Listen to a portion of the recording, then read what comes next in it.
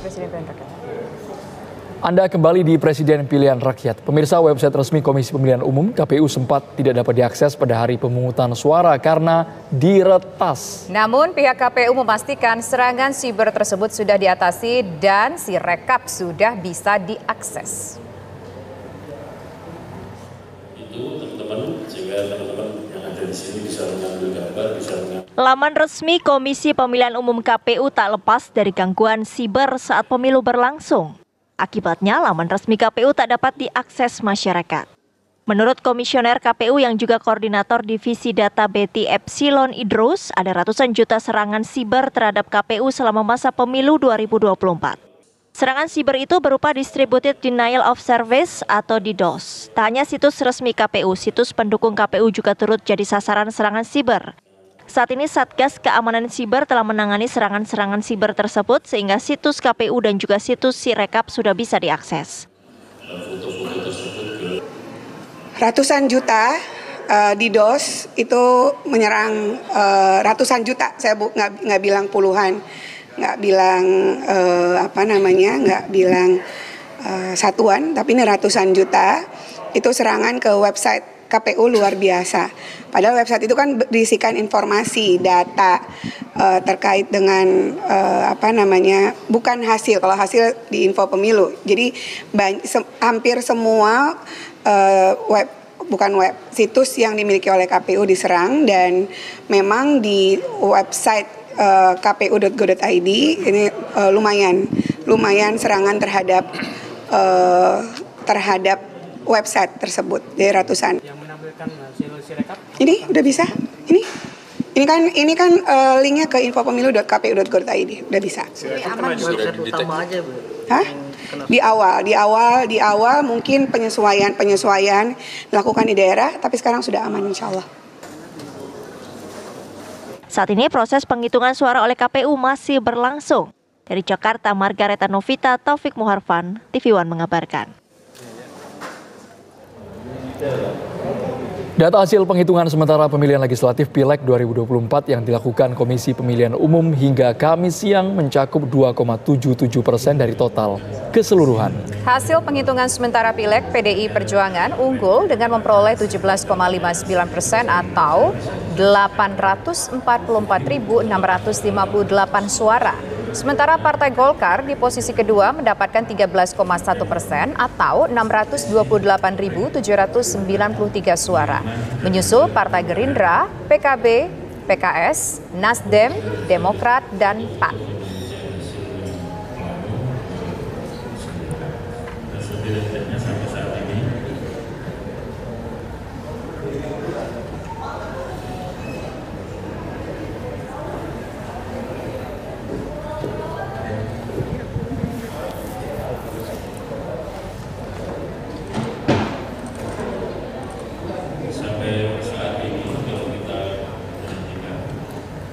Ketua KPU Hashim Asyari berbicara soal kemungkinan adanya pemilihan suara ulang di sejumlah TPS di daerah. Nantinya KPU akan berkoordinasi dengan Bawaslu untuk menentukan perlu tidaknya pemilihan ulang di TPS tertentu. Soal pemungutan suara ulang, sebagaimana yang kami sampaikan tadi malam, kami masih menghimpun laporan-laporan dari KPU Provinsi, KPU Kabupaten Kota, sehubungan dengan situasi-situasi yang dapat menjadi alasan dilakukannya pemungutan suara ulang. Nanti juga teman-teman Bawaslu melalui Mas Bagja Ketua Bawaslu juga akan menyampaikan temuan-temuannya yang nanti akan kami respon sehingga sama-sama kita klarifikasi atau cross check antara data laporan dari KPU dan juga data temuan dari Bawaslu. Hasil penghitungan asli TPS atau real count yang dikutip dari Komisi Pemilihan Umum hingga Kamis pukul 14 waktu Indonesia Barat, suara yang masuk mencapai 2,77%. Dari 18 partai politik nasional, 9 diantaranya sudah mencapai ambang batas parlemen sebesar 4%. PDI Perjuangan masih berada di posisi pertama dengan perolehan 17,59%, Golkar 13,1%, Gerindra 12,03%, PKB 10,41%, Partai Keadilan Sejahtera 8,52%, Nasdem 7,82%, kemudian Demokrat 6,82%, Partai Amanat Nasional 6,27%, dan Partai Persatuan Pembangunan sebesar 4,02%.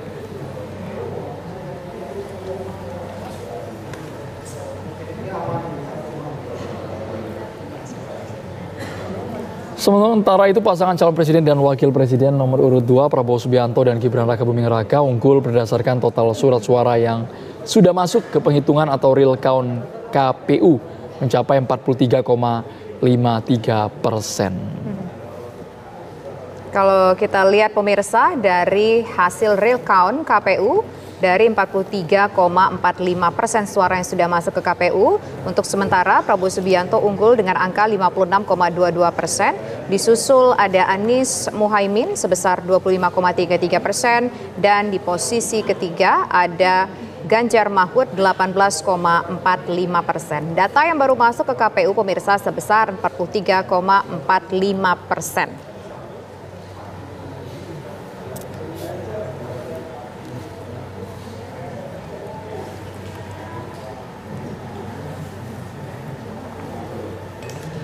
Presiden Joko Widodo buka suara soal hasil hitung cepat atau quick count Pilpres 2024 yang mengunggulkan pasangan Prabowo Subianto Gibran Rakabuming Raka. Jokowi meminta semua pihak untuk bersabar dan menunggu pengumuman resmi Komisi Pemilihan Umum KPU. Hasil penghitungan quick count itu adalah metode penghitungan yang ilmiah. Tetapi apapun kita harus menunggu hasil resmi dari KPU. Sudah berkomunikasi selamat nggak Pak? Sabar. Sudah berkomunikasi belum Pak dengan Mas Gibran? Sudah bertemu belum Pak sama Mas Gibran? Udah kasih selamat belum ke Pak Prabowo dan Mas Gibran? Sudah, selamat. Telepon ya Pak? Bertemu atau via telepon Pak? Sudah bertemu Pak? Ketemu langsung. Kapan Pak? Kapan Pak? Malam ya Pak? Berdua atau dua-duanya atau Pak Prabowo aja? Siapa aja Pak? Siapa aja Pak? Siapa Pak? Bapak didampingi siapa? Presiden Joko Widodo menjawab mengenai dugaan kecurangan pemilihan umum atau pemilu 2024. Presiden mengatakan semua pihak harus mengikuti mekanisme yang berlaku. Jika ditemukan adanya kecurangan, maka dapat segera melaporkan kepada Badan Pengawas Pemilu atau Bawaslu. Yang pertama ya, mengenai kecurangan.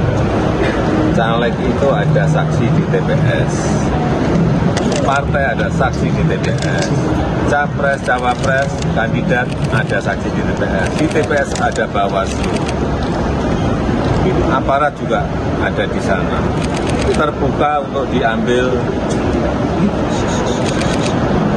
gambarnya.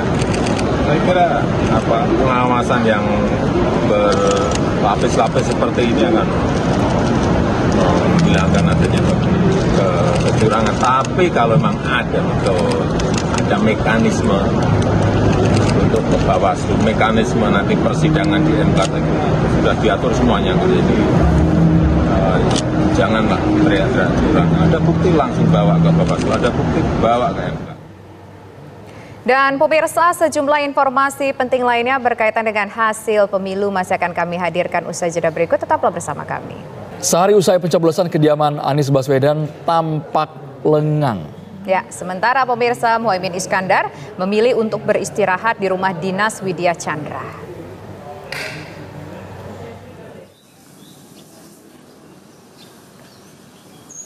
Hari ini suasana di rumah Anies Baswedan di Lebak Bulus, Jakarta Selatan tampak sepi. Setidaknya hingga pukul 10 pagi tadi, Anies dikabarkan beristirahat di rumah.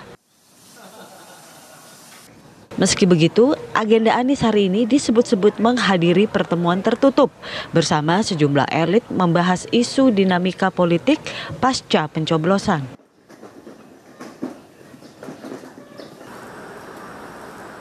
Suasana lengang juga tampak menghiasi rumah dinas Muhaimin Iskandar di Komplek Widya Chandra, Jakarta Selatan. Tidak terlihat aktivitas yang dilakukan Muhaimin ataupun relawan yang bertamu di rumah dinas tersebut. Hari ini disebutkan tidak ada agenda khusus yang dijalani Muhaimin. Pun Muhaimin juga tidak ada agenda bertemu dengan Anies Baswedan. Dari Jakarta, tim TV One mengabarkan. Pemirsa, hari ini Anies Baswedan disebut-sebut bertemu dengan sejumlah elit politik pendukungnya untuk membahas sejumlah isu. Lalu bagaimana suasana terkini di rumah pemenangan Anies Muhaimin? Pemirsa, kami sudah bergabung dengan rekan kami ada Adia Anwari di lokasi. Silakan Adia dengan laporan Anda. Baik, Andro, Tisa, dan juga pemirsa TV One, memang pagi hari tadi calon presiden nomor urut 1 Anies Baswedan terlihat meninggalkan kediaman rumahnya di lokasi di Lebak Bulus, Jakarta Selatan. Memang pada awalnya ini awak-awak dan juga rekan media mengira bahwa Anies Baswedan kemudian akan bertolak ke rumah kemenangan Timnas Amin di Jalan Diponegoro nomor 10. Namun nampaknya hingga sore hari ini belum ada tanda-tanda kedatangan dari capres ataupun cawapres nomor urut 1 Anies Baswedan beserta dengan Muhaimin Iskandar. Dikabarkan juga Anies Baswedan tadinya rencananya hari ini akan mengikuti rapat tertutup dengan sejumlah elit politik. Namun hingga sore ini belum ada informasi lebih lanjut mengenai hal tersebut. Dan juga sempat ada pernyataan Anies Baswedan yang disorot beberapa media asing, diantaranya adalah pendapat atau responnya mengenai survei atau quick count ataupun juga penghitungan cepat yang memang telah digelar sejak kemarin sore. Adapun hasil quick count dari beberapa lembaga survei di seluruh Indonesia, memang kebanyakan ini menyatakan bahwa paslon nomor urut 1 Anies Baswedan juga Muhaimin Iskandar ini menempati posisi kedua dengan rata-rata persentase ini 24 hingga 26%. Ini artinya tertinggal jauh dari paslon nomor urut 2 yakni Prabowo Subianto dan juga Gibran Rakabuming Raka yang memiliki persentase kira-kira 56 hingga 57% menurut lembaga-lembaga survei di Indonesia. Nah, rencananya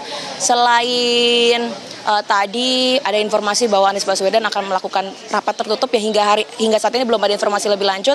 Namun apakah di rumah Koalisi Perubahan di Jalan Brawijaya 10 nanti akan ada konferensi pers mengenai perkembangan tentang dinamika Pilpres. Adapun beberapa pembicara yang diinformasikan akan hadir di Jalan Brawijaya, nanti akan ada Sudirman Said selaku eksekutif co-captain dari Timnas Amin, kemudian juga akan ada Bambang Wijoyanto selaku Dewan Pakar Timnas Amin, dan juga ada Arief Yusuf Amir selaku Ketua Tim Hukum Nasional atau THN dari Amin. Dan untuk situasi terkini di rumah kemenangan Timnas Amin di Jalan Diponegoro 10 ini memang nampaknya cukup banyak ada relawan begitu yang menunggu kedatangan Anies, karena dari tadi memang informasi yang disampaikan Anies Baswedan akan tiba, namun nampaknya hingga sore ini belum diketahui keberadaan. Untuk sementara demikian, Andro dan juga Tisa, saya kembalikan ke studio.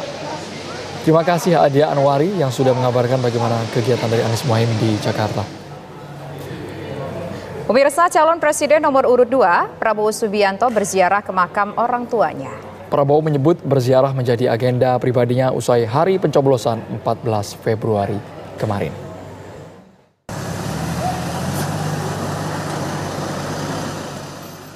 Calon Presiden nomor urut 2 Prabowo Subianto Kamis siang tiba di TPU Tanah Kusir, Jakarta Selatan untuk berziarah ke makam sang ibu Dora Maria Sigar.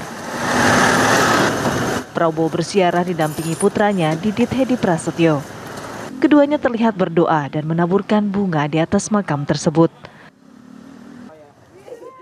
Selain berziarah, Prabowo juga sempat menyapa sejumlah warga yang berada di sekitar TPU Tanah Kusir. Usai berziarah di makam sang ibu, Prabowo lanjut menuju TPU Karet Bifak untuk berziarah ke makam sang ayah Sumitro Joyo Hadikusumo. Masih bersama Didit, Prabowo tampak berdoa dan menaburkan bunga di atas makam sang ayah. Tak lama setelahnya, Prabowo keluar area pemakaman dan menyapa warga yang sudah menunggunya.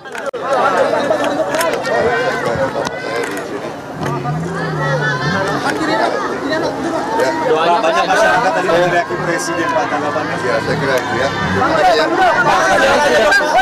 Ya, hari ini katanya sudah ketemu Pak Jokowi, apa Pak yang... Ini kan kegiatan pribadi saya ya. Terima kasih ya. Pak, doanya apa saja Pak tadi? Kalau ke Pak Prabowo menyebut ini menjadi agenda pribadinya usai hari pencoblosan 14 Februari kemarin. Dari Jakarta, Rehana Meizia, TV One mengabarkan. Apa saja agenda Capres nomor urut 2 Prabowo Subianto selanjutnya? Selengkapnya akan disampaikan oleh rekan kami, ada Yosefin Kezia. Silakan Yosefin dengan laporan Anda.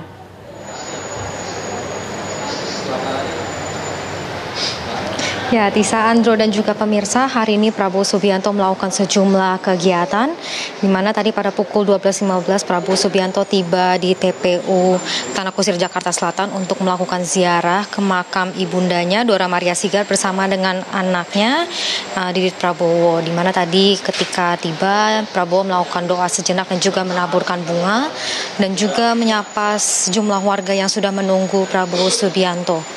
Lalu setelah dari makam ibundanya, Prabowo melanjutkan ke TPU Karet Bifak untuk berziarah ke makam ayahnya, Sumitro Joyo Hadikusumo di TPU Karet Bifak. Nah, yang menariknya Tisa, Andro dan juga pemirsa, tadi begitu Prabowo Subianto turun dari mobil, ia langsung dibonceng menggunakan motor metik berwarna merah menuju makam ayahnya. Dan juga setelah melakukan doa sesaat dan juga tabur bunga di atas makam, Prabowo juga sempat menyapa dan berfoto bersama dengan sejumlah warga yang sudah antusias menunggu Prabowo di TPU Karet Bifak. Informasi yang kami dapatkan, Tisa dan juga pemirsa, Prabowo akan melanjutkan agendanya menemui salah satu purnawirawan. Namun kami belum mendapatkan informasi lebih lanjut mengenai siapa purnawirawan yang ditemui dan apa saja agenda lebih lanjut atau lebih detailnya. Sementara demikian, Andro dan Tisa, kami kembalikan kepada Anda dari studio. Baik, terima kasih Yosefin Kezia atas laporan Anda. Pemirsa, Tim Pemenangan Nasional Ganjar Mahfud menggelar rapat internal di markas TPN Menara High-End Kebon Sirih, Jakarta Pusat. Rapat ini dihadiri Capres-Cawapres nomor urut 3 Ganjar Pranowo, Mahfud MD, dan juga dihadiri para petinggi partai politik pengusung, termasuk Ketua Umum PDI Perjuangan Megawati Soekarno Putri.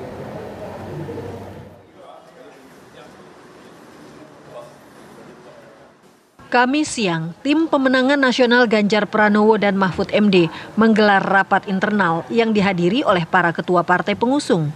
Paslon nomor urut 3 Ganjar Pranowo dan Mahfud MD pun hadir.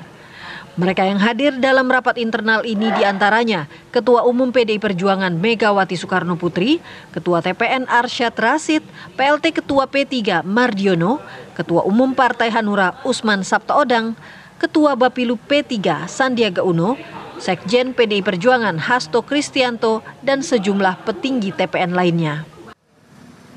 Capres nomor urut 3 Ganjar Pranowo menyatakan bahwa pertemuan ini dalam rangka evaluasi hasil pemilu kemarin. Makanya hari ini kita bahas, kita catat, kita konfirmasi ke daerah untuk memastikan apakah ini terstruktur, sistematis, masif. Ini yang sifatnya laporan. Tapi sekali lagi prinsip kita akan tunggu keputusan dari KPU, dan apapun yang diputuskan oleh KPU nanti kita akan ikuti. Kita menghormati semua proses. Pak, dari kandang banteng jebol di Jawa Tengah, Bali, NTT, dan sekitar dari Mas dikuasai oleh Pak Prabowo, itu ada tanggapan mungkin Mas? Kan quick count, real count-nya kan belum. Hasil dari quick count perolehan PDI Perjuangan saya kira masih tinggi ya? Iya. Kalau nggak salah masih nomor 1 ya? Iya. Agak anomali ya dengan suara saya. Maka hari ini sedang diselidiki oleh kawan-kawan. Mudah-mudahan nanti ketemu apa faktornya. Sebelumnya, hasil quick count menunjukkan bahwa pasangan nomor urut 3, Ganjar Pranowo dan Mahfud MD, berada di posisi ketiga dengan raihan suara berkisar 16 hingga 17% dari beberapa hasil hitung cepat lembaga survei. Dari Jakarta, Iman Fajar, Aliansyah, TV One mengabarkan.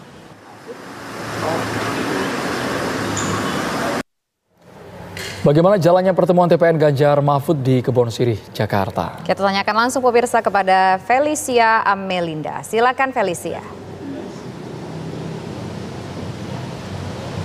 Ya, Andro, Tisa, dan juga pemirsa, tim pemenangan nasional Ganjar Mahfud baru saja menggelar rapat internal yang dilaksanakan di Gedung High-End Kebon Siri, Jakarta Pusat. Dan pada rapat internal ini juga dihadiri oleh sejumlah ketua umum dari partai-partai pengusung Ganjar Mahfud itu sendiri. Di antaranya yaitu ada ketua umum PDI Perjuangan yaitu Megawati Soekarno Putri, kemudian juga ada Sekjen PDIP Hasto Kristianto, kemudian ada PLT Ketua P3 yaitu Muhammad Mardiono, Ketua Umum Partai Hanura Usman Sabtaodang, kemudian juga ada Ketua Bapilu P3 yaitu Sandiaga Uno, Ketua TPN Arsyad Rashid, dan juga beserta jajaran TPN lainnya. Dan memang selain dihadiri oleh Ketua Umum Partai pengusung dari Ganjar Mahfud sendiri, rapat internal ini juga di rapat internal ini juga dihadiri oleh tentunya pasangan Capres dan juga Cawapres nomor urut 3 yaitu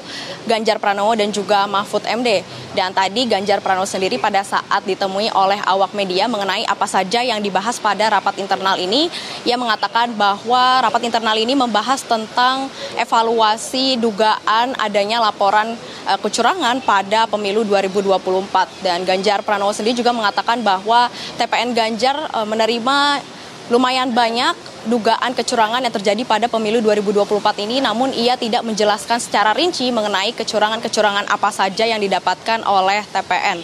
Selain itu juga pemirsa, TPN Ganjar sendiri berencana untuk membuat tim ahli hukum untuk mengawal proses pemilu ini. Dan mengenai hasil quick count tadi juga tim media menanyakan bagaimana tanggapannya tentang hasil quick count, dan baik Ganjar Pranowo maupun Hasto Kristianto selaku Sekjen PDIP sendiri mengatakan bahwa dirinya akan berfokus pada hasil dari Komisi Pemilihan Umum nanti. Demikian Andro dan juga Tisa, kembali kepada Anda di studio.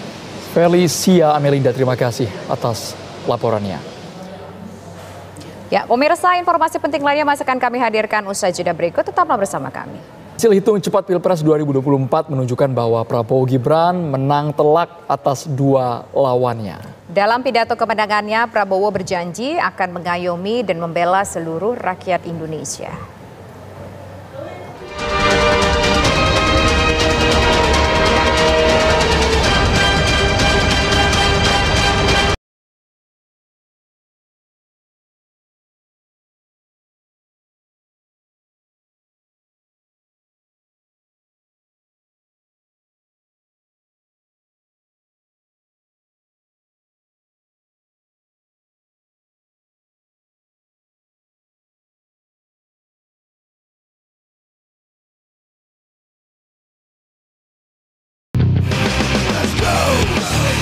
Pasangan Prabowo Gibran memenangkan Pilpres 2024 berdasarkan hasil hitung cepat sejumlah lembaga survei. Prabowo Gibran unggul dengan angka yang sangat meyakinkan, lebih dari 57%. Kemenangan berdasarkan hitung cepat sejumlah lembaga survei itu disambut gegap gempita oleh Prabowo Gibran dan para pendukungnya. Dalam orasi kemenangannya di Istora Senayan, Prabowo menyatakan kemenangan Prabowo Gibran merupakan kemenangan rakyat. Ia juga berjanji akan mengayomi dan membela seluruh rakyat Indonesia. Kemenangan ini harus menjadi kemenangan untuk seluruh rakyat Indonesia. Prabowo, Gibran, dan seluruh koalisi Indonesia Maju, kami akan merangkul semua unsur dan semua kekuatan. Kami akan menjadi presiden, wakil presiden, dan pemerintah untuk seluruh rakyat Indonesia. Berkali-kali saya tegaskan, saya akan memimpin bersama Saudara Gibran, akan mengayomi, akan melindungi, akan membela seluruh rakyat Indonesia. Menanggapi hasil hitung cepat Pilpres 2024, Anies Baswedan menyatakan menunggu hasil penghitungan suara oleh KPU RI. Kita akan tunggu sampai hasil seluruhnya selesai, tapi kami akan menghormati, kami akan menghargai, dan itu adalah komitmen kami sebagai orang yang memperjuangkan demokrasi. Yang memperjuangkan demokrasi harus menghormati hasil. Pemberi hasil itu adalah KPU sebagai pemegang otoritas penyelenggaraan pemilu. Secara konstitusional penyelenggaranya adalah KPU, kita hormati. Pernyataan senada juga disampaikan oleh Ganjar Pranowo. Ia bahkan balik bertanya kepada wartawan soal hasil yang diperoleh Ganjar Mahfud. Ya. Kenapa? Kau percaya nggak suara saya segitu? Iya. Percaya nggak? Oke. Sama Bud. Terus Pak ya. Oh iya. Hasil hitung cepat sejumlah lembaga bisa diartikan bahwa kemungkinan besar Pilpres 2024 berlangsung satu putaran. Tentu ini cukup menarik dan ini menegaskan bahwa hasil dari Pilpres di 2024 ini besar kemungkinan akan menjadi sebuah judgement bahwa Pilpres kali ini akan berlangsung satu putaran. Karena syarat dalam konteks Undang-Undang Pemilu nomor 7 tahun 2017, syarat satu putaran bisa terjadi ketika capaian suara dari pemenang setidaknya mampu mengungguli lawan-lawannya di sekitar 50% dari provinsi yang ada, dan perolehan suara minimal di masing-masing wilayah itu berada di kisaran 20%. Berdasarkan hitung cepat LSI Deni JA, hingga Kamis siang, Prabowo Gibran mendapatkan 58,16% suara. Jauh meninggalkan Anies Muhaimin yang dapat 25,2% dan Ganjar Mahfud yang hanya kebagian 16,64%. Hitung cepat oleh indikator, Prabowo Gibran mendulang 59,34%, Anies Muhaimin 24,37%, dan Ganjar Mahfud 16,29%. Hitung cepat yang dilakukan oleh Poltreking, Prabowo Gibran dipilih oleh 59,34% rakyat Indonesia. Sedangkan Anies Muhaimin dipilih oleh 24,37% pemilih dan Ganjar Mahfud dipercaya oleh 16,29% pemilih. Hasil hitung cepat oleh Cyrus Network juga menunjukkan kemenangan Prabowo Gibran dengan suara 58,35%. Adapun Anies Muhaimin 24,93%, Ganjar Mahfud 16,72%. Data kedai kopi juga menegaskan bahwa Prabowo Gibran unggul 59,18%. Anies Muhaimin berada di peringkat kedua dengan suara 24,76%. Sedangkan Ganjar Mahfud tercecer di peringkat buncit dengan suara 16,06%. Narasi terjadinya kecurangan yang digaungkan oleh paslon 01 dan 03 dinilai sebagai sebuah bentuk perlawanan terhadap paslon 02. Dalam konteks pertarungan politik, hal itu dinilai sebagai hal lumrah. Tentu dalam konteks elektoral ini dianggap sebagai sebuah capaian yang luar biasa bagi paslon nomor urut 2 karena betul-betul di luar target yang ditetapkan di internal tim 02. Tetapi di saat yang sama, gelembung suara ini tampaknya juga kemudian dianggap oleh terutama paslon nomor urut 1 dan juga paslon nomor urut 3 bahwa ini seolah kemudian menjustifikasi kekhawatiran, concern, sekaligus juga ketakutan yang selama ini mereka suarakan bahwa ada potensi terjadinya kecurangan pemilu secara terstruktur, sistematis, dan masif. Mereka menghadapi tantangan besar untuk bisa membuktikan tuduhan tersebut. Namun, melihat perbedaan suara yang sangat jauh, umam menyaksikan kemenangan Prabowo Gibran akan berubah.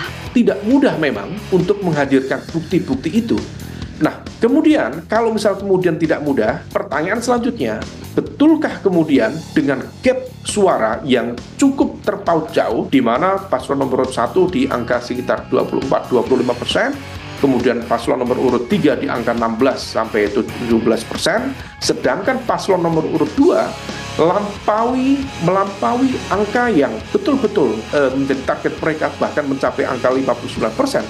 Mampukah kemudian dengan sengketa pemilu kemudian bisa mengubah semuanya atau bahkan melakukan pengejaran ketertinggalan basis suara? Rasa-rasanya agak kecil. Hitung cepat merupakan salah satu metode untuk mengetahui hasil sebuah kontestasi pemilu dalam waktu yang cepat. Meski menjadi gambaran hasil suara, tetapi hasil Pilpres 2024 akan ditentukan oleh penghitungan manual oleh KPU RI. Semua pihak harus menunggu hasil pemilu yang akan diputuskan oleh KPU. Siapapun pemenang Pilpres 2024, kemenangan itu menjadi milik seluruh rakyat Indonesia.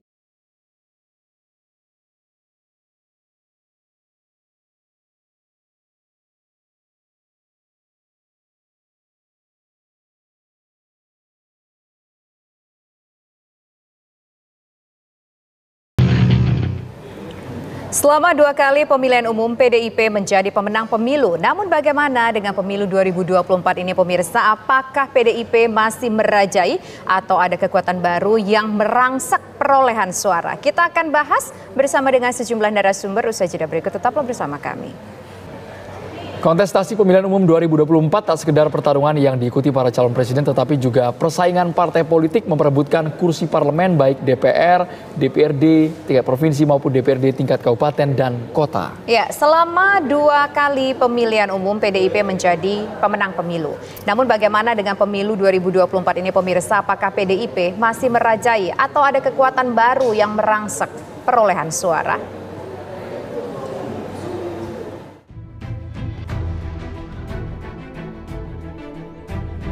Sejumlah lembaga survei telah merilis hasil hitung cepat atau quick count pemilu 2024. Data peringkat partai politik atau parpol dari urutan teratas hingga partai yang terancam gagal melampaui ambang batas parlemen sebesar 4% pun tersaji.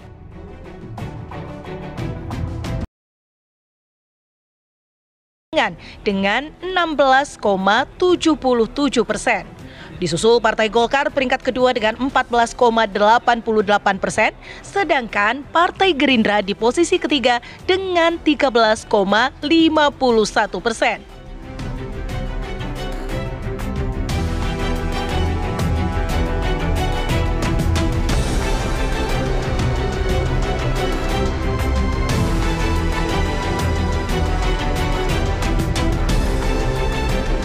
Sementara dari hitung cepat lembaga survei Poltreking, PDI Perjuangan juga berada pada posisi puncak parpol yang meraih suara terbanyak, yakni 17,16%.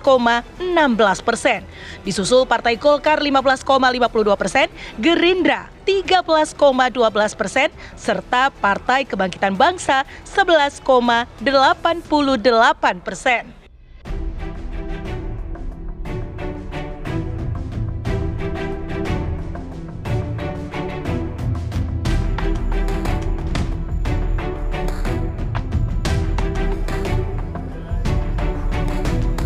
Direktur Eksekutif Poltreking Hanta Yuda menyebut meski dalam pemilu presiden Ganjar Mahfud tak mampu keluar sebagai pemenang, namun PDI Perjuangan sebagai partai pengusung tetap menang pemilu 2024.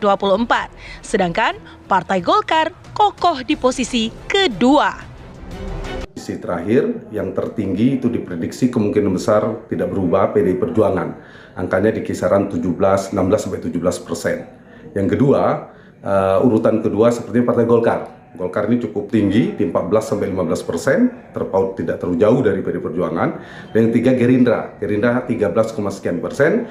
Yang keempat PKB ini tembus 2 digit sepertinya, bisa 10 atau 11%, 11, sekian persen. Lalu yang kelima, kemungkinan 5 ini Nasdem posisinya. Nasdem ini sekitar 8, sekian persen. Kemudian yang keenam PKS juga mirip dengan Nasdem sekitar 8, sekian persen. Setelah itu baru Partai Demokrat dan Partai Amanat Nasional ini selisihnya tipis sekitar 7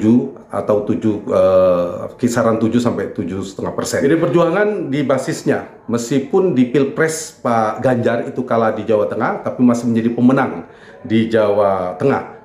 Perolehan cukup tinggi, hampir 30% di sana saya lihat tadi di data quick count kita. Yang kedua, basisnya masih Bali. Kemudian yang ketiga di Jawa Timur masih relatif tinggi, itu meskipun sedikit di bawah PKB. Jadi basis-basis selama PD Perjuangan relatif masih terjaga. Meskipun dibandingkan Pileg 2019 yang lalu turun sedikit.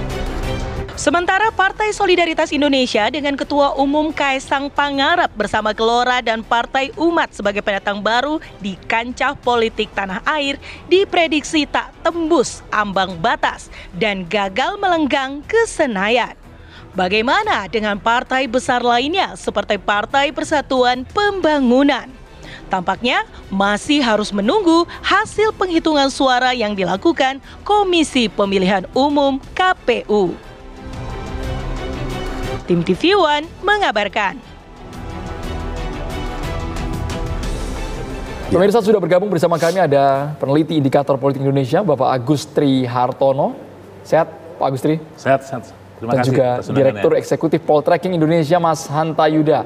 Serta sambungan Zoom ada pengamat politik, Mas Hoirul Umam. Ya, ini tadi kita berbicara soal siapa partai yang paling unggul, partai yang paling banyak dapat suara. Mungkin kita langsung aja dulu ke Mas Hanta. Mas Hanta, dari hasil yang didapatkan dari katakanlah hitung cepat untuk sementara ini, siapa yang paling unggul di antara partai? Apakah PDIP masih unggul dan apakah ada satu data yang cukup mengejutkan? Ya, saya menyampaikan jawab pertanyaan pertama dulu. Dari data kelihatan memang kemungkinan besar diprediksi berdasarkan data quick count per sampai sore hari ini, Tisa, PD Perjuangan kembali menjadi pemenang pemilu meskipun suaranya tidak sekuat sebesar pemilu 5 tahun yang lalu. Artinya PD Perjuangan ada penurunan, baik perolehan suaranya maupun kursi tentunya, terutama di basis-basisnya seperti Jawa Tengah dan sebagainya.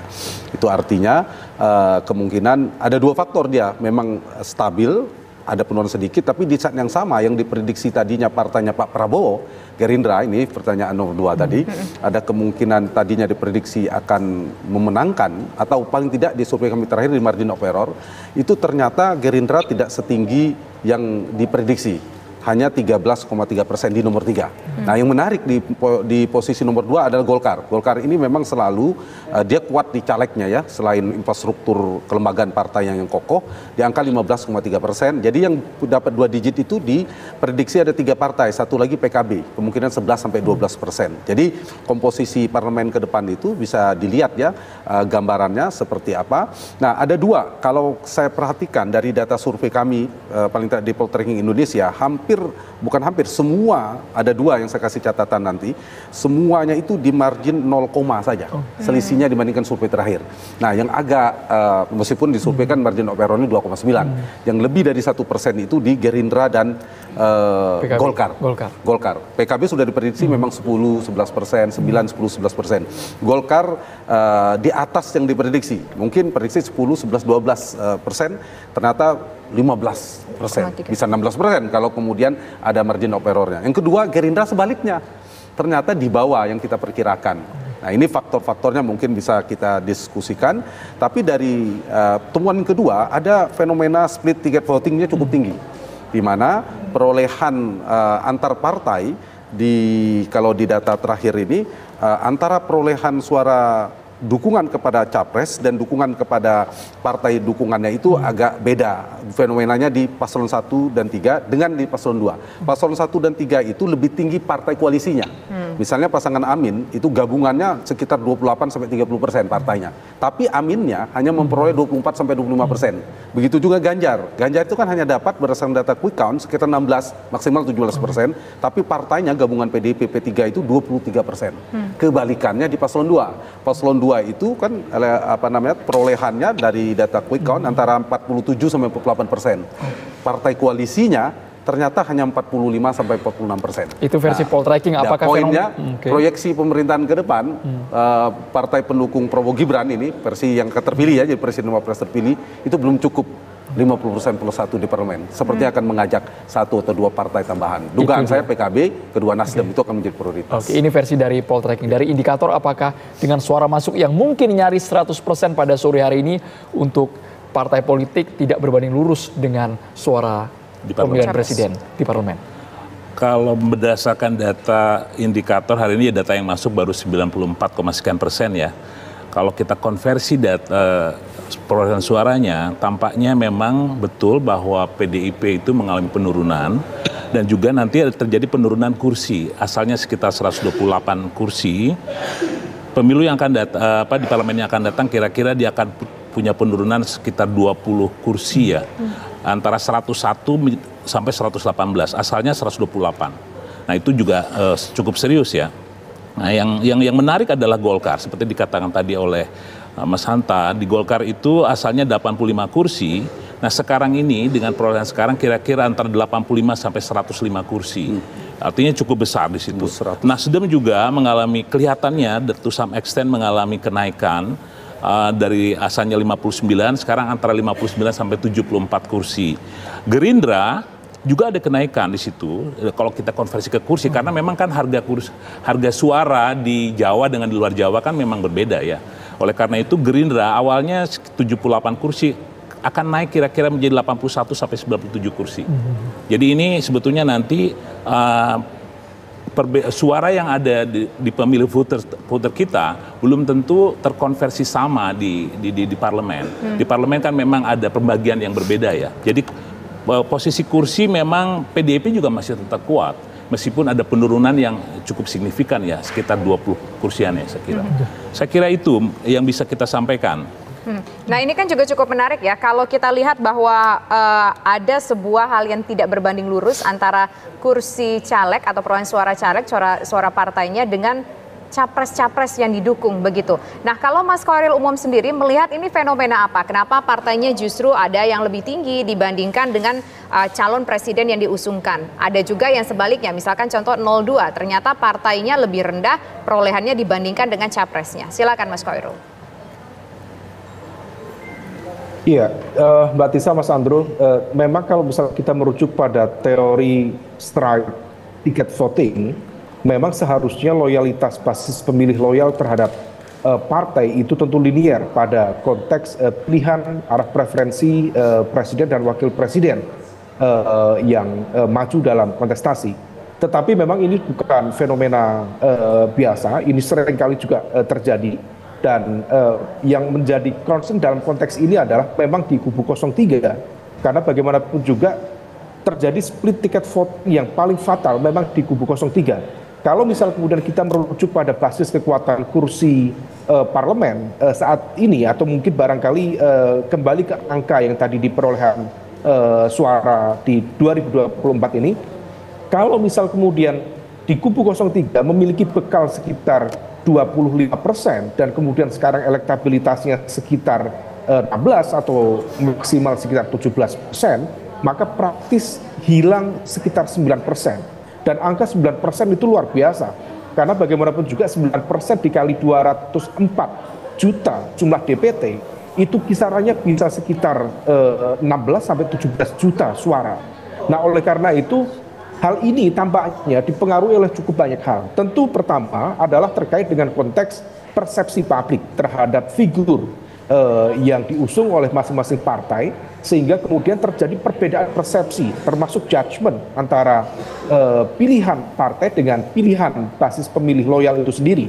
Nah kemudian faktor yang mempengaruhinya cukup beragam, mulai dari faktor penariknya karena ada Pak Jokowi misalnya di kubu 02, kemudian termasuk infrastruktur pemenangan yang cukup tempting seperti bansos, kemudian pendekatan-pendekatan yang digunakan melalui infrastruktur kekuasaan lokal dan lain sebagainya.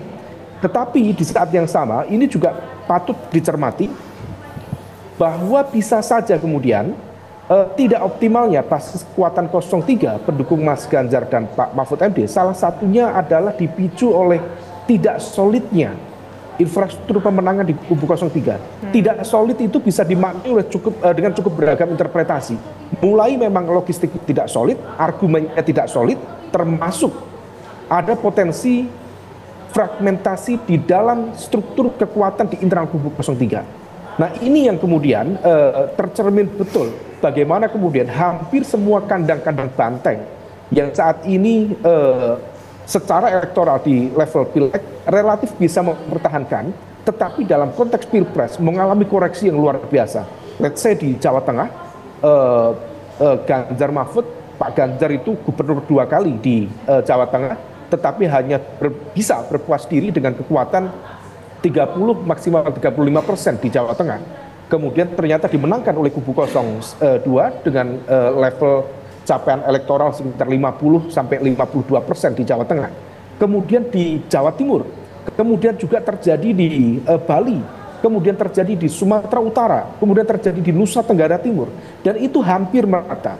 Nah situasi ini yang kemudian tampaknya ada sebuah fenomena yang kemudian perlu menjadi evaluasi di internal PDIP. Ternyata split ticket voting ini harusnya sudah bisa diidentifikasi sejak awal, sehingga kemudian bisa dilakukan langkah-langkah mitigasi supaya kemudian capaian yang ternyata performance dari kubu 03, konteksnya adalah Pak Ganjar Mahfud, tidak serapuh dan serendah ini. Nah, oleh karena itu situasi ini yang kemudian perlu dicermati lebih lanjut.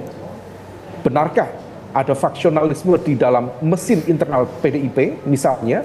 Benarkah kemudian ada urusan lama yang belum selesai dalam konteks mesin politik PDIP, sehingga kemudian ternyata elektabilitas Ganjar Mahfud tidak begitu semoncer seperti yang terjadi, yang teridentifikasi dalam proses survei sebelumnya.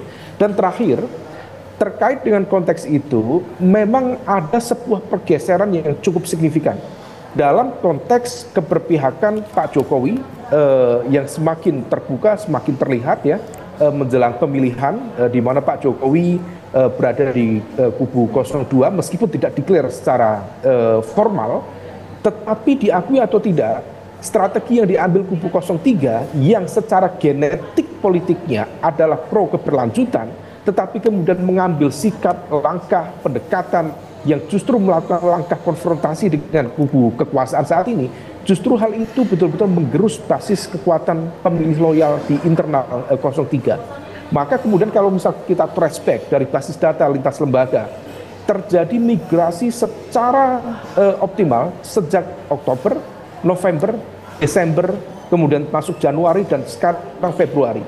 Dan uniknya kalau misal kemudian let's say angka gelembung sampai 58, 59, bahkan di angka 60% misalnya, hal itu adalah salah satu langkah atau hasil dari upaya untuk menguras habis basis pemilih loyal dari Pak Jokowi, dari simpatisan yang ada selama ini dinikmati oleh PDIP sebagai kutel efek, dan ternyata kemudian bisa digeser secara signifikan untuk bergeser ke kubu 02. Nah, situasi ini yang kemudian bisa saja akan memberikan impact terutama terkait dengan skema koalisi atau mengambil sikap oposisi dalam pemerintahan ke depan.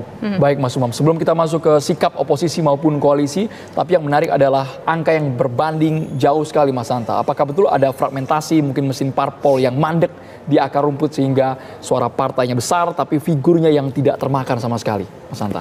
Ya, pertama dari sisi perilaku pemilih ya, karakter perilaku pemilih kita itu memang datanya lebih tinggi party ID itu rendah ketimbang figur ID, saya istilahkan. Jadi personal ID. Orang merasa teridentifikasi pada partai politik itu memang rendah di Indonesia. Dan rumusnya itu selalu Demokrat kenaikan sampai 300% karena tiga faktor. Faktor Susilo, Bambang, dan Yudhoyono, saya bilang. Nah, karena faktor figur yang mengangkatnya. Nah, itulah yang kita lihat dari partai-partai yang lahir di Indonesia itu karena ada bobot politik dari figur. Itu satu. Yang kedua itu mengkonfirmasi bahwa tidak terlalu kuat pengaruh partai. Yang kedua, dalam pemilu legislatif memang dan eksekutif yang serentak itu kecenderungan pilpres dianggap lebih determinan daripada pileg. Jadi memang preferensinya di sana. Tapi yang paling penting kalau kita baca, ini menunjukkan kami Politeknik Indonesia melakukan rilis. Saya kasih capture satu saja di Jawa Timur. Pada Jawa Timur, seminggu sebelum Pilpres Pileg, itu kita mempublish diprediksi pasangan nomor 2 Prabowo Gibran akan mendapatkan 60% atau 61% bahkan. Ini ternyata di quick count ternyata sampai dengan 66% di Jawa Timur. Tapi pemenangnya diprediksi PKB di sana. PKB kan pendukungnya Muhaimin, ketua umumnya Anies Muhaimin. Nah, ternyata kita dalami pemilih PKB itu tidak lebih sedikit yang memilih ke Prabowo, persis terbelah. Separuhnya 40 sekian persen memilih ke paslon 1, separuhnya ke paslon 2. Artinya memang mereka, misalnya ini bicara Jawa Timur kan ada NU, kita bicara NU. NU ini kan salah satu kantong besar pemilih Indonesia. Pemilih NU itu kira-kira begini dia, sebagian besarnya, nanti bisa cek ke Mas Agus juga. Dia pilegnya, dia partainya tetap PKB, tapi capresnya mereka nggak pilih Caimin, mereka pilih Pak Prabowo. Karena Pak Prabowo tentu ada faktor Pak Jokowi yang memiliki kedekatan dengan NU dan lain sebagainya. Jadi multifaktor, ditambah tadi ya Mas Umam juga sampaikan terkait dengan di partai politik, mesin partai hampir semua partai yang kurang bisa diandalkan untuk menjadi mesin pengepul suara itu agak sulit untuk dijadikan betul-betul. Yang sebaliknya dia mendapatkan berkah elektoral namanya kotel efek ekor jas. Justru pengekornya itu justru si partainya. Bahwa partai yang akan menggerek semalam untuk geser itu seperti Caimin kan gagal ini. Pak Muhaimin gagal membawa basis PKB. Lihat saja basis PKB di Jawa Timur misalnya. Di Jawa Timur saja, nggak usah jauh-jauh. Ternyata kan suara Pak Anies dan Pak Muhaimin sangat rendah di Jawa Timur. Nah itu membuktikan tidak mampunya partai bergerak untuk melakukan itu. Ditambah PD Perjuangan misalnya ada faktor-faktor kalau PD Perjuangan selama ini kan ada dua kekuatan besar yang bersatu. Kita lihat potretnya tadi Jawa Timur ini Jawa Tengah. Ada dua raksasa politik Jawa Tengah. Namanya satu kandang banteng kita istilahkan PD Perjuangan, itu ada pemilih loyal PDI dan Ibu Mega, yang kedua namanya Joko Widodo. Jadi itu kandang banteng sekaligus rumahnya Jokowi. Dan banteng pengembalanya dua. Dan itu terbelah di Jawa Timur, di Jawa Tengah, terbukti di sana menggeruslah suara PD Perjuangan meskipun pemenang, tergerus di beberapa basis. Ditambah tadi betul basis-basis seperti terakhir fenomena Marora Sirait itu mundur dari PD Perjuangan. Basis dia kan di Sumedang, Majalengka dan Subang, Majalengka dan SMS ya, dapilnya itu cukup kuat, apalagi di di Sumatera Utara. Kalau diperhatikan di data, memang ada penurunan sedikit di sana, sehingga multifaktor penurunan itu. Nah, ini juga menggerus suara partainya, suara capresnya. Ini yang saya istilahkan tadi, harusnya partai bisa bekerja ke depan untuk berfungsi sebagai mesin pengepul suara, bekerja secara elektoral, dan itu ternyata sebaliknya menjadi PR. Kita melihat dalam kacamata sebaliknya di Paslon 2. Di Paslon 2, kursi partainya hanya 45%, menyisakan PR nih. 45% kan sulit untuk mengambil keputusan ke depan. Nah, karena itu PKB kemungkinan pertama digoda untuk masuk ke dalam pemerintahan. Kalau PKB gabung, sudah cukup 55%. Yang kedua, dugaan saya adalah Partai Nasdem yang akan digoda untuk masuk dalam pemerintahan. Kalau ditambah itu udah 60%. Ya mudah-mudahan jangan lagi setelah itu cukup PD Perjuangan. Tadi ada statement Pak Hasto ya, kemungkinan akan beroposisi. Bagus itu untuk sehat demokrasi kita. PKS yang sangat piawai di luar pemerintahan. Saya berharap 2 atau 3 partai yang kokoh itu penyeimbang berada di luar pemerintahan. Oke, baik. Nah, sekarang saya ingin ke Patri, kalau memotret dari hasil quick count ini ada pergeseran kantung suara tidak? Sebetulnya secara umum pergeseran itu ada, meskipun kita harus melihat bahwa itu hampir merata sebetulnya ya di semua daerah. Terutama sebetulnya pergeseran suara tentu saja terjadi di Jawa Tengah.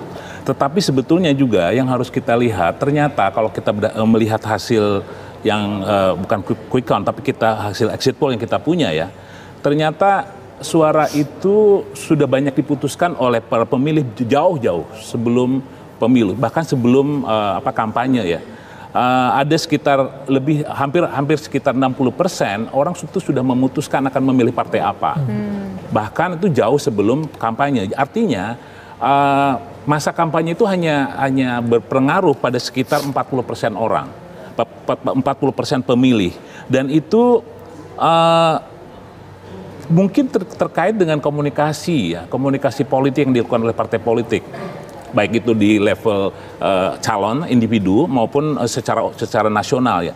Kalau kita lihat misalnya tentang komunikasi politik ini, itu terkait dengan misalnya kita lihat bagaimana pemilih-pemilih yang baru saja memilih, Gen Z dan milenial itu ternyata mereka lebih banyak merapat ke partai-partai yang sebetulnya itu di masa lalu tidak terlalu bisa dijadikan sebagai rujukan mereka. Misalnya ya, Gen Z itu lebih banyak merapat ke Gerindra ya misalnya di situ.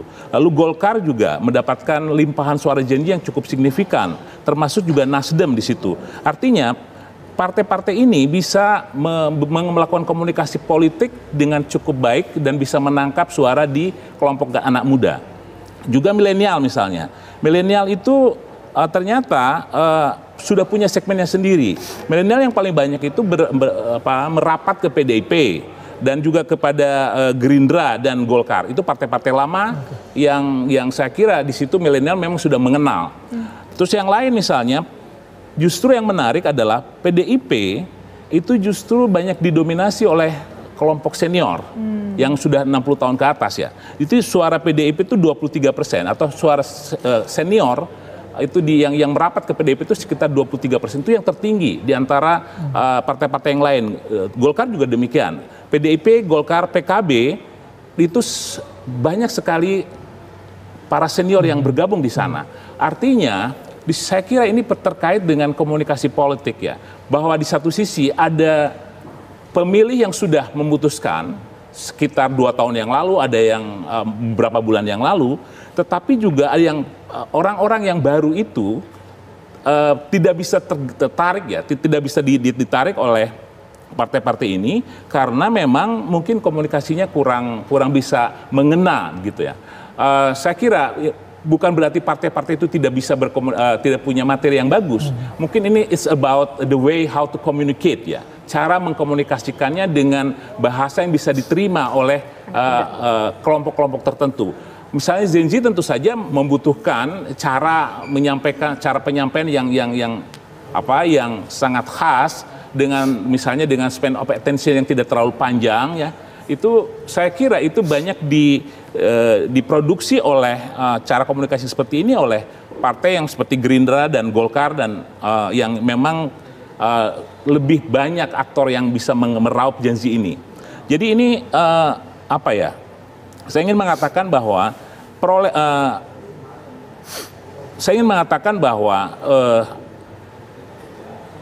pilihan voters itu sebetulnya lebih dari 60% itu sudah fix.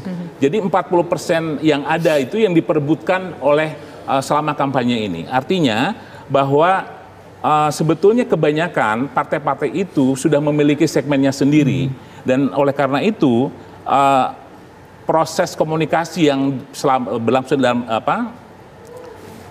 di dalam kampanye itu hanya merebut kurang dari 40%, saya kira itu. Baik, Pak Agus, kita ke Mas Umam. Kalau kita jabarkan kembali berdasarkan sebaran wilayah Jawa Tengah, Jawa Barat, dan juga Jawa Timur yang menjadi lumbung suara rebutan, baik itu masing-masing capres maupun partai politik, Mas Umam punya datanya kah, Mas Umam? Ya, kalau misal kembali ke dalam konteks data besar ya, terutama di lumbung-lumbung suara wilayah yang memiliki tingkat DPT yang cukup besar, lagi-lagi kita nanti akan harus menunggu hasil real count. Karena di saat yang sama seringkali basis-basis wilayah seperti Jawa Tengah, Jawa Timur, dan juga Jawa Barat, termasuk Banten, itu selalu menyisakan sejumlah suara yang masih cukup signifikan tetapi tidak tergarap. Banyak misalnya di Jawa Timur di 2019 yang lalu sekitar 7 juta, Jawa Tengah 6 juta, kemudian Jawa Barat juga sama sekitar 7 juta. Kalau misal sekarang kemudian tingkat partisipasi pemilih praktis di angka sekitar 81-82%, sebenarnya tergolong lumayan tinggi, tetapi kemudian angka yang tersisa itu masih cukup signifikan yang belum tergarap. Nah, adapun kemudian konteks basis pemilih partai masing-masing tampaknya ada semacam trade-off tetapi tidak signifikan. Maka kemudian kalau misal kita cermati sejumlah partai yang kita bayangkan sebelumnya akan mendapatkan kotel efek dari proses pencalonan para kader-kader terbaiknya, praktis per hari ini tidak mendapatkan sebuah efek ekor jas yang kemudian diekspektasikan mereka selama ini. Nah, apalagi misalnya di beberapa basis seperti di Jawa Timur dan sebagainya, ternyata kemudian ada situasi yang berbeda. Misalnya tadi PDIP yang menjadi kandang, salah satu kandang banteng yang cukup terbesar adalah Jawa Timur. Tetapi Mas Ganjar praktis hanya bisa berpuas diri dengan kekuatan 30-an% dan angka itu cukup rendah. Apalagi tadi digambarkan oleh Mas Hanta, Caimin yang Mas Anies sendiri tentu sangat-sangat berharap mendapatkan insentif elektoral dari basis kekuatan Nahdliyin di Jawa Timur.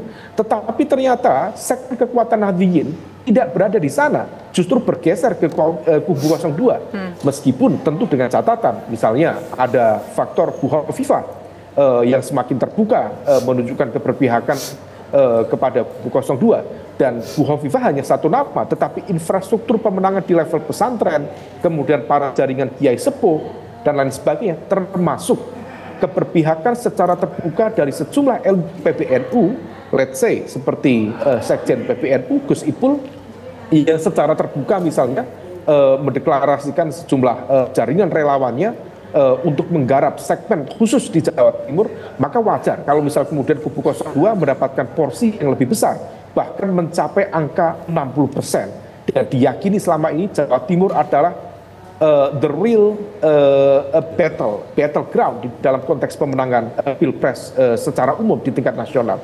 Nah, situasi ini yang tampaknya betul-betul tidak terantisipasi secara signifikan, terutama oleh kubu 03, sehingga kemudian terjadi pelepasan basis pemilih loyal yang signifikan, terjadi penggerusan yang signifikan, dan semua hampir mayoritas bergeser ke kubu 02. Nah, terakhir poin terkait hal ini. Kalau misal kemudian ternyata Gerindra tidak mendapatkan basis kotel efek yang memadai, sebagaimana Partai Demokrat misalnya mendapatkan elektoral dalam konteks insentif elektoral yang sangat luar biasa, 300% di tahun 2009 ketika Pak SBY memenangkan Pilpres, lalu PDIP mendapatkan praktis sekitar tambahan 5-7% di Pilpres 2014 dan juga 2019, maka praktis per hari ini suara Pak Prabowo jauh lebih tinggi dibanding suara Gerindra. Maka strategi politik ke depan tampaknya betul-betul Pak Prabowo kalau misal kemudian nanti dilantik sebagai presiden terpilih, strategi utama yang akan dilakukan adalah politik akomodasi. Karena bagaimanapun juga posisi partai dari capres per hari ini bukan menjadi posisi partai pemuncak dalam konteks pileg. Maka strategi yang harus dilakukan adalah menciptakan stabilitas pemerintahannya.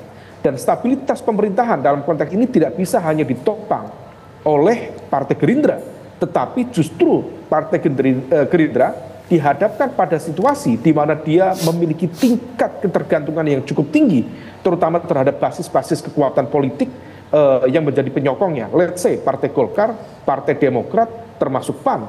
Dan itu ternyata akumulasinya, kalau misal kita tarik garis average ya, dengan praktis sekarang angka masuk itu sudah sekitar 80%, ada yang sudah 94%, maka kemudian akumulasinya praktis di angka sekitar 50-an%. Sementara kubu 01 akumulasinya ditambah kubu 03 secara akumulasi itu juga berada di angka kisaran 50%. Pertanyaannya, apakah kemudian partai-partai di kubu 01 dan juga di kubu 03 betul-betul akan konsisten dan istiqomah untuk menyuarakan narasi perubahan, ataukah mereka akan mengambil langkah manuver yang secara frontal untuk bernegosiasi dan berkompromi dengan kekuasaan? Feeling saya, belajar dari pengalaman-pengalaman sebelumnya, partai-partai kelas menengah, termasuk kelas bawah secara elektoral, relatif tidak didesain, tidak dididik untuk berhadapan-hadapan dengan kekuasaan. Mereka juga tidak akan sanggup berpuasa terlalu lama dari kekuasaan. Sehingga kemudian most likely, besar kemungkinan, mereka akan membuka ruang negosiasi, dan sinyal-sinyal itu sudah mulai terlihat. Bagaimana kemudian narasi penghormatan terhadap hasil pemilu, kemudian narasi persatuan, perdamaian, rekonsiliasi, itu sudah mulai bertebaran. Padahal sehari, 2 hari sebelum pemilu kita mendengar secara nyaring bagaimana kemudian kekhawatiran mereka tentang kecurangan pemilu secara terstruktur, sistematis, masif, tampaknya kemudian tidak akan dilakukan sebuah perlawanan secara konstitusional di Mahkamah Konstitusi, termasuk di level Bawaslu, sebagaimana dalam konteks aturan di 208 pasal 286 Undang-Undang Pemilu, dan juga di aturan Bawaslu, terutama di peraturan nomor 8 tahun 2018 tentang TSN atau pelanggaran pemilu secara terstruktur, sistematis, dan masif.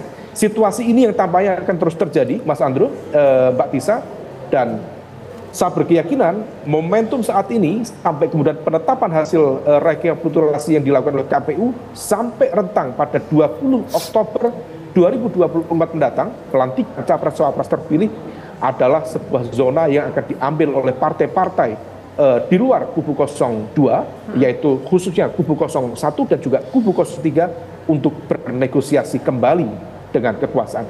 Praktis, sekali lagi praktis, yang memiliki gen politik untuk posisi hanya satu, yaitu PDIP. PDIP terbukti memiliki konsistensi dan daya tahan untuk berada di luar kekuasaan selama 10 tahun. Problemnya, ini bukan problem, tetapi kita harus uji, benarkah kemudian PDIP akan konsisten? Kalau misal kemudian mencermati, tampaknya gerbong yang dipimpin misalnya oleh Mbak Puan Maharani, ya per hari ini menjadi komunikator politik terdepan dari PDIP, tampaknya membuka ruang untuk melakukan dialog, sekaligus juga sinkronisasi visi kebangsaan ke depan, dan itu membuka ruang bagi proses negosiasi kepentingan. Tinggal kemudian apakah Mbak Puan mampu meyakinkan Bu Mega untuk menerima realitas ini dan kemudian menjadi bagian dari pemerintahan ke depan. Mbak Tisa, Mas. Baik, nanti kita akan lanjutkan kembali perbincangan kita pemirsa. Selain karena efek Jokowi, tokoh kunci di provinsi yang menjadi tim pemenangan dinilai mendongkrak keunggulan Prabowo Gibran. Nanti kita akan bahas lebih jauh lagi mengenai tokoh kunci ini usai jeda berikut. Kami kembali sesaat lagi. Sebelum kita lanjut dialog, pemirsa, kami akan sampaikan sejumlah kabar berikut ini. Pasangan Capres-Cawapres Prabowo Subianto Gibran Raka Buming Raka unggul dalam hasil hitung cepat di kantung-kantung yang selama ini menjadi basis pemilih PDI Perjuangan. Selain karena efek Jokowi, tokoh kunci di provinsi yang menjadi tim pemenangan dinilai mendongkrak keunggulan Prabowo Gibran.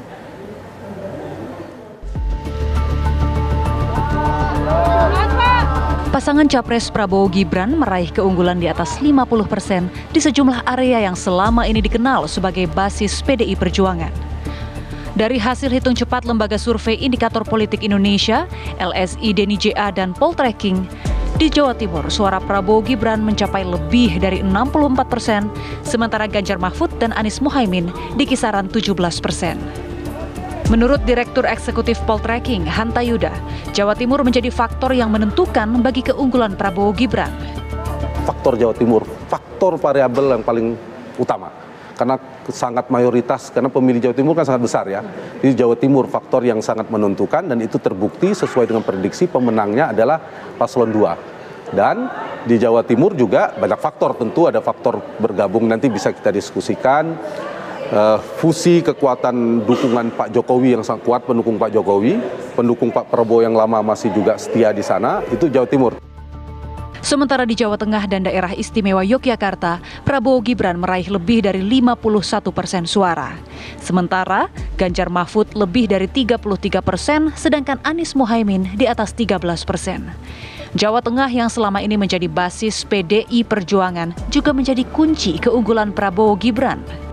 Kunci adalah Jawa Tengah. Jawa Tengah diprediksi memang menangnya kami terakhir Pak Prabowo Gibran.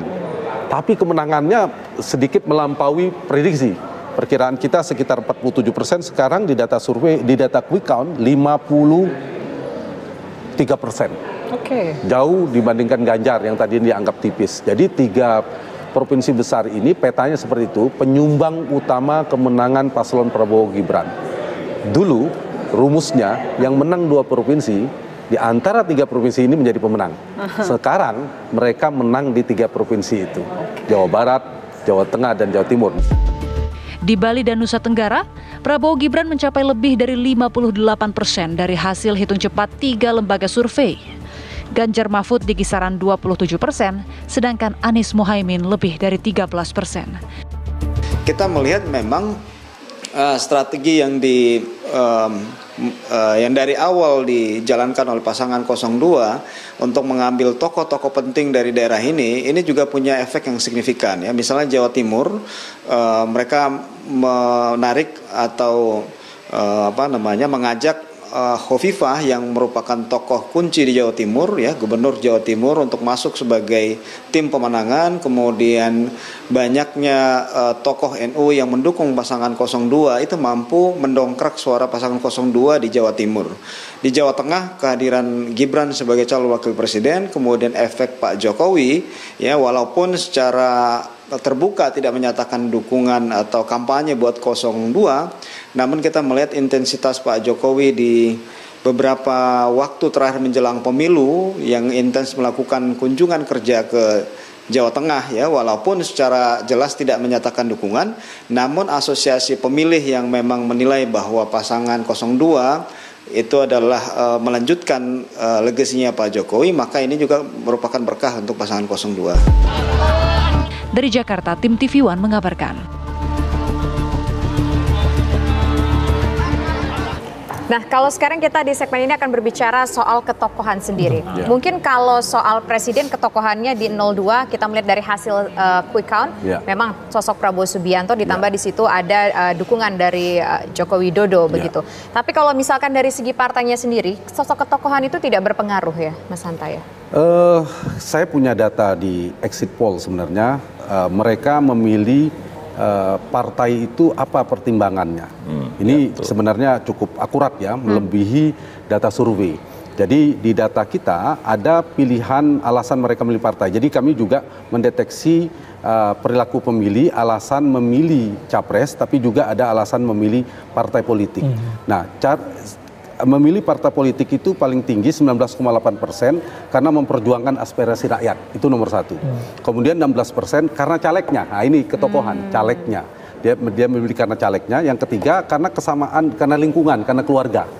Itu yang ketiga. Mungkin bisa bandingkan ya sama Mas Agus ya. Yang keempat karena program kerja partainya. Kelima karena ideologi partainya hanya 8%. Kemudian baru dianjurkan oleh tokoh agama, tokoh masyarakat 5,6%. Selain itu sosialisasi. Jadi multifaktor ya. Apakah ada faktor, jadi dua, kalau bicara faktor pengepul suara, figur ke partai politik itu ada figur nasional. Figur nasional itu biasanya ya pasti capres yang paling efektif sebagai kotel efek yang bisa menarik suara ke, meskipun Gerindra kita lihat tidak terlalu efektif. Yang kedua adalah figur lokal, yaitu para caleg-caleg. Ini bisa dibaca dalam konteks itu, Andrew. Jadi menurut saya memang setiap partai beda-beda. Terutama misalnya Golkar. Golkar itu termasuk partai seperti Partai Amanat Nasional. Itu calegnya cukup menggait, itu punya variabel yang lumayan. Banyaknya artis gitu. Sangat artis salah satunya. Tapi seperti PD Perjuangan, partainya PKS, itu partai ID-nya relatif lebih tinggi. Dia tidak terlalu kuat determinan ketimbang caleg, lebih kepada partainya. Karena itulah ketika disurvei, mereka angkanya relatif tinggi, tetap mirip. Tapi kalau misalnya lembaga survei tidak memasukkan variabel caleg, mereka akan melihat PAN itu rendah. Dia akan melihat Golkar rendah, tapi begitu hasilnya kok tinggi, ada faktor caleg. Nah, disitulah ada variabel caleg yang seperti saya katakan tadi, dari sisi partai politik. Nah, cuma yang menarik ada satu sebenarnya, kita di luar itu, saya mengatakan kan capres, yang kedua adalah caleg. Kalau begitu terbukti dengan PSI, kan tidak punya kekuatan di situ terlalu kuat. Ternyata Pak Jokowi tidak terlalu berdampak kuat kepada partai, tapi memiliki efek yang luar biasa pada Pilpres. Kalau faktor Pilpres kami merekam juga apa alasan nomor 02 itu nomor 1 sebelum Jokowi, Prabowo lah harus kita sebutkan, karena itu simbol kekuatan. Saya masuk sedikit ya ke Pilpres. Kekuatan simbol kekuatan Pak Prabowo itu di Jawa Barat lah. Jawa Barat itu siapa yang mau mengatakan itu Jokowi efek? Bukan faktor Jokowi, Jawa Barat faktor Prabowo bisa mempertahankan basisnya. Kalau tidak, itu kan udah geser ke Anies. Survei poltreking setahun yang lalu di awal 2023, itu Anies sempat nyalip posisi Prabowo. Tapi Prabowo dengan berbagai macam transformasi gaya komunikasi politiknya, kemudian dia sosialisasinya, strategi politiknya, dia bisa bertahan. Dan itu terbukti di Jawa Barat, kalau berdasarkan quick count, itu sekitar 60%. Kita tunggu real count. Itu satu, simbol Prabowo. Yang kedua, ini Jokowi. Jokowi efek itu bisa dilihat dari tingkat approval rating, tingkat kepuasan Pak Jokowi kan tinggi. Yang kedua, Jokowi Junior, namanya Gibran, cawapresnya Prabowo, itu faktor Jokowi. Di mana potret terbesarnya, gambarannya? Jawa Tengah. Jawa Tengah itu kalau nggak faktor Jokowi bisa nggak bayangin bahwa Pak Prabowo akan menang di Jawa Tengah melawan Ganjar. Nggak kebayang, nggak kebayang kan? Faktor siapa? Faktor Jokowi.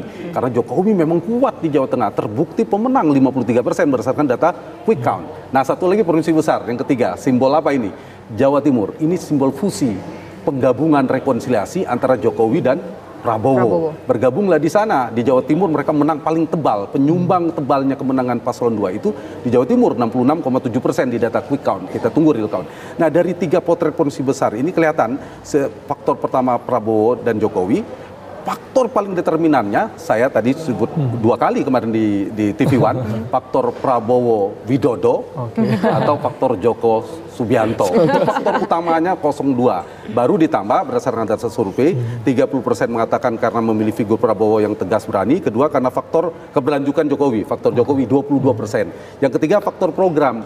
18% makan gratis dan susu gratis. Itu 10%. Nah, yang terakhir yang ramai kemarin hanya 4,9% faktor gimmick gemoy.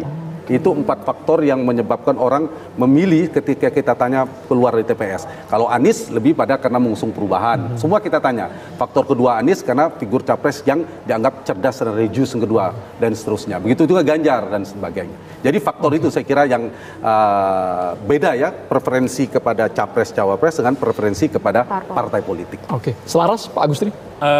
Ya pada prinsipnya hampir sama, tetapi memang saya mencoba melihatnya dari ada yang disebut soft power ya. Soft power itu daya tarik, persuasi gitu ya.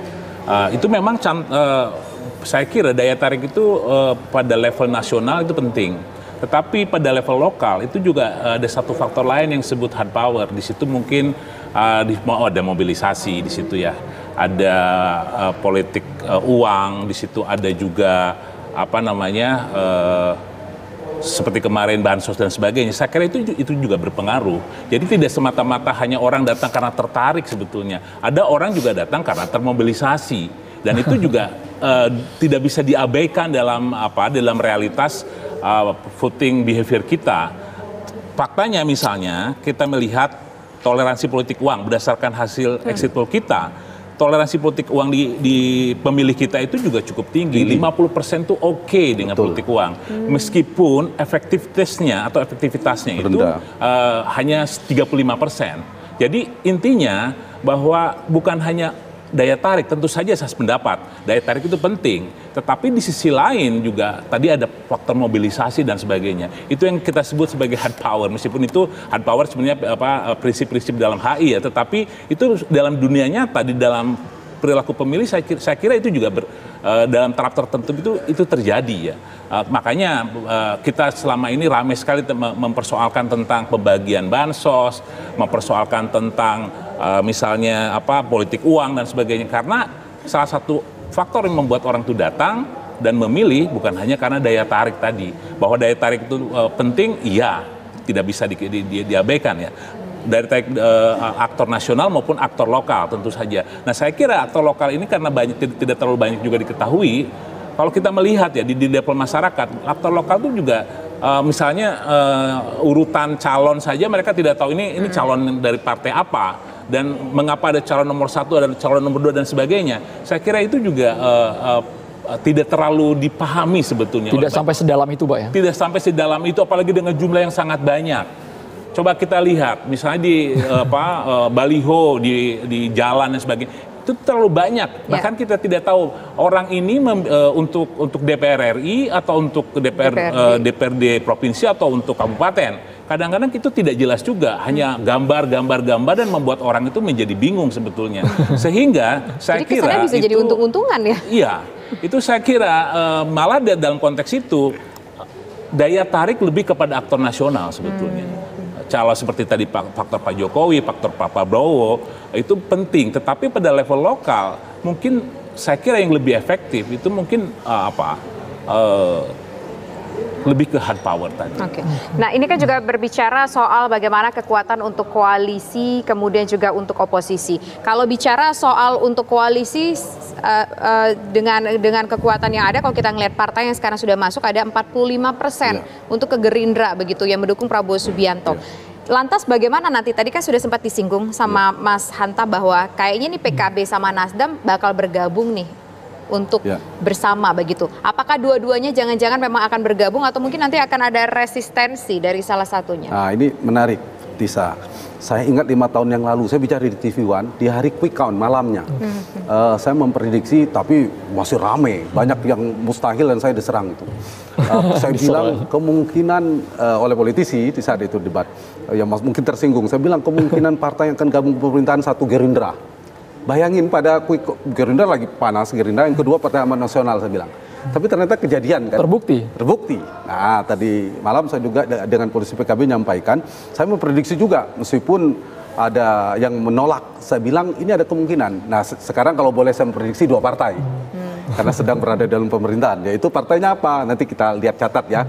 Bukan saya berharap, saya tidak berharap juga supaya ada di dalam pemerintahan. Tapi ini prediksi, kemungkinan 2 partai. dua faktor ini, faktor memang kebutuhan dari paslon yang akan menang, katakanlah berdasarkan quick count Prabowo Gibran, karena baru 45%, dia butuh pasti menggoda partai, merayu partai untuk masuk ke dalam pemerintahan. Meskipun kita berharap dalam konteks demokrasi jangan terlalu gemuk, cukup koalisi pas terbatas, 55% maksimal 60%. Kalau diajak PKB saja sebenarnya udah cukup. PKB saja. Poin saya PKB. Mungkin saya agak sulit membayangkan PKB berani di luar pemerintahan dengan kultur PKB, tapi ya saya berharap tetap ada penyeimbang di luar. Yang pertama PKB yang akan diajak menurut saya, yang kedua ada Partai Nasdem. Karena mereka berada di dalam pemerintahan memang hari ini bersama Pak Jokowi. Yang kedua, dilihatnya dari sisi partainya. Dari sisi partainya dibandingkan PDI Perjuangan dan PKS, mereka gen oposisinya, gen politik oposisinya lebih kuat.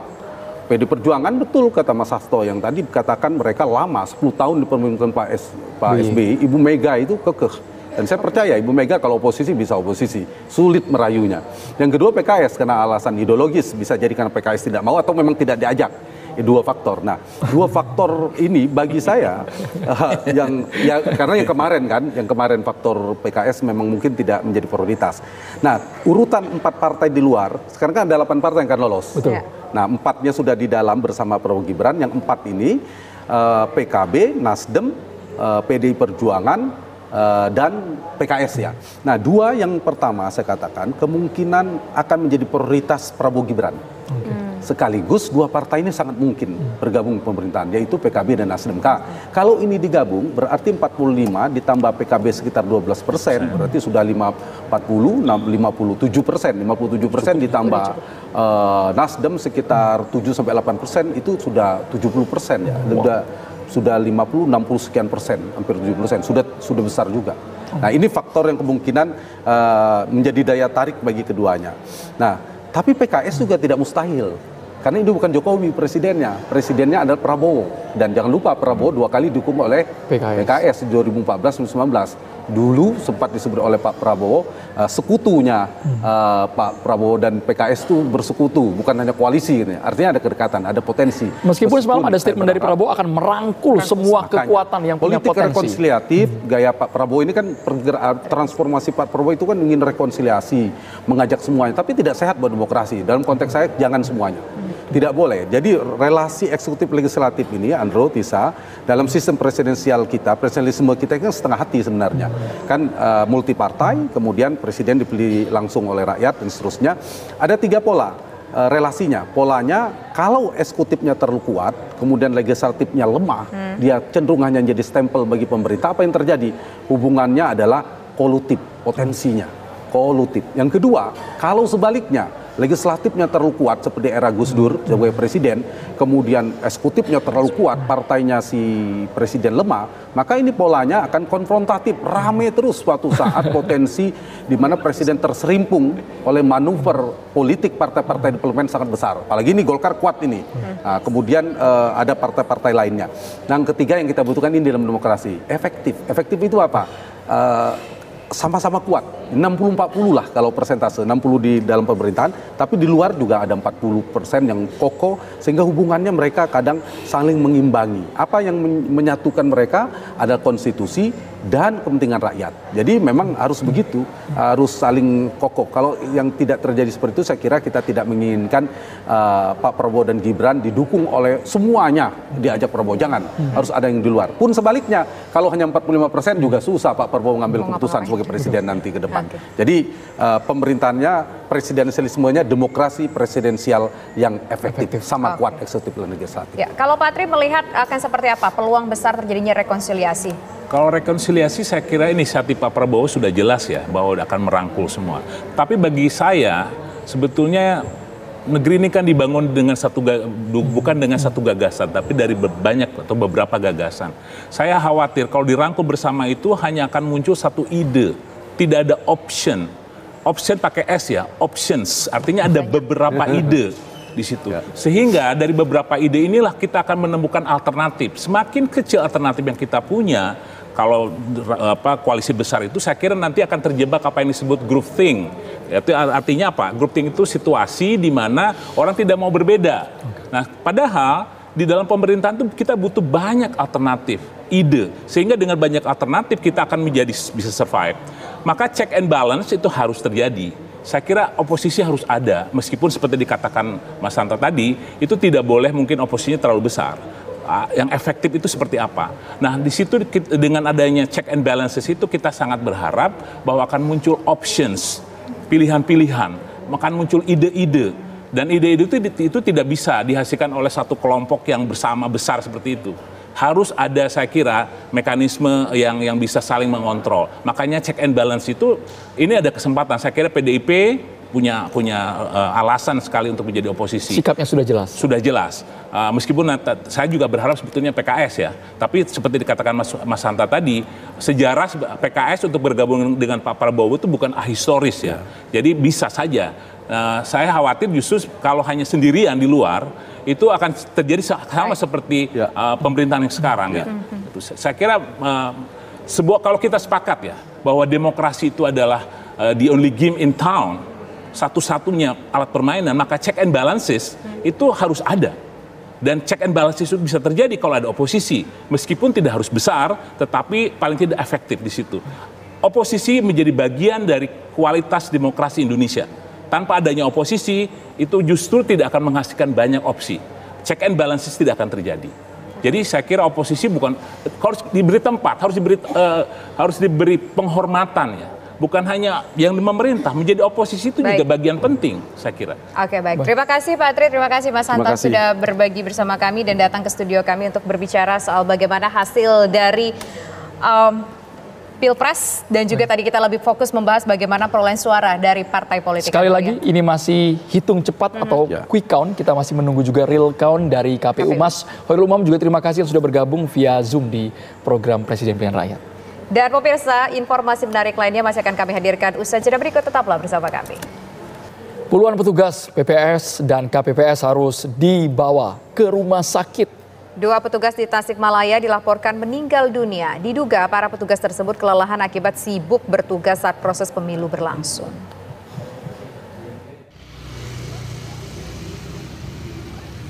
Dua petugas panitia pemungutan suara PPS dan kelompok penyelenggara pemungutan suara KPPS di Kabupaten Tasikmalaya, Jawa Barat meninggal dunia saat proses penghitungan suara pada Kamis dini hari. Korban bernama Arman Ramansyah berusia 38 tahun, bertugas sebagai anggota KPPS di TPS 01 Desa Cipondok, dan Fuad Halik berusia 43 tahun, bertugas sebagai sekretariat keuangan PPS Desa Sukamaju, Kecamatan Pager Areng. Sebelumnya korban Arman sempat mengeluhkan rasa sakit di bagian dada, lalu pingsan dan tidak sadarkan diri. Korban meninggal dunia sesampainya di puskesmas sebelum menjalani perawatan medis. Nyeri di bagian dada juga dikeluhkan korban Fuad Halik sehari sebelum pencoblosan. Kondisi korban semakin memburuk dan meninggal dunia setelah mendapatkan penanganan di rumah sakit. Diduga keduanya meninggal dunia karena kelelahan akibat proses penghitungan suara dan mempersiapkan logistik untuk pemilu. 2 anggota PPS dari Desa Sanjay dan Desa Panaikan ini terpaksa mendapatkan perawatan akibat kelelahan setelah melakukan pemungutan dan perhitungan suara pemilu 2024. Salah satunya anggota PPS ini mendapatkan bantuan pernafasan dan infus akibat tidak sempat makan saat melakukan perhitungan suara hingga dini hari. Sementara Mary Handayani yang sebelumnya masuk pada tanggal 14 kemarin sempat pingsan karena terserang demam tinggi yang sampai hari ini masih menjalani pemulihan. Menurut Komisioner KPU Nick Mazen, ada 10 anggota PPS yang masuk ke RSUD Sinjai dan Puskesmas dan rata-rata diagnosanya akibat kelelahan. Petugas KPPS di Desa Jenek Talasa, Kecamatan Palangga, Kabupaten Goa, Sulawesi Selatan ini terpaksa dilarikan ke Puskesmas setelah sempat tak sadarkan diri akibat diduga kelelahan saat melakukan penghitungan surat suara. Petugas KPPS terpaksa menjalani perawatan intensif akibat sakit kepala dan sakit pada ulu hati.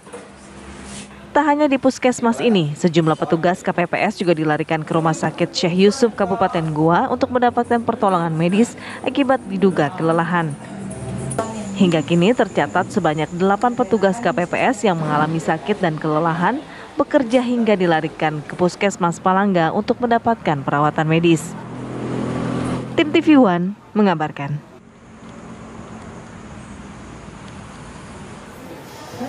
Pemungutan suara di 7 distrik di Papua akan disusulkan 1 atau 2 hari ke depan. Pemilihan susulan ini dilakukan karena cuaca buruk yang menyulitkan pendistribusian logistik pemilu.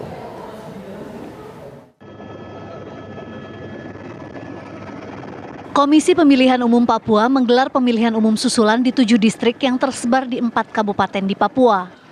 7 distrik ini adalah distrik Kiridi di Kabupaten Waropen, distrik Towe di Kabupaten Kerom, distrik Apawer Hulu di Kabupaten Sarmi, dan 4 distrik di Kabupaten Membramo Raya. Ketua KPU Papua Steve Dumbon menyatakan pemilu susulan ini akan digelar karena cuaca buruk yang menghambat pendistribusian logistik pemilu ke 7 distrik tersebut. Nah, kendalanya itu rata-rata adalah kendala cuaca yang menyebabkan sehingga distribusi logistiknya terhambat. Contoh kayak satu TPS di distrik Towe itu di Kampung Milki, itu kami berangkatkan logistiknya jam 12 malam tadi malam sampai di dekat kampung, ya itu sekitar 6 jam perjalanan dari titik lokasi itu banjir sungainya sehingga tidak bisa menyeberang, sehingga tim yang mengirimkan logistik itu tertahan di situ. Nah, demikian pula dengan logistik di Kabupaten Waropen, distrik Kirihi itu yang tujuannya Kampung Walai, yang kita logistiknya dikirim melalui Provinsi Papua Tengah di Kabupaten Nabire. Dari Waropen itu menggunakan 4 speedboat menuju ke Nabire. Dari Nabire kita angkut lewat helikopter. Distribusi logistik pemilu diperkirakan akan tiba ke distrik-distrik ini dalam 1 atau 2 hari ke depan, sehingga pemilu susulan bisa dilaksanakan. Dari Jayapura, Papua, Hendy Indrajaya, Zalfan Arthur, TV One mengabarkan. Usai sudah Presiden Pilihan Rakyat hari ini, saya Andromeda Merkuri. Saya Tisa Noveni, terima kasih atas kebersamaan Anda pemirsa, dan sesaat lagi Anda dapat menyaksikan program Apa Kabar Indonesia Malam bersama Putri Viola dan juga Ken Ana. Terima kasih, selamat sore, sampai jumpa.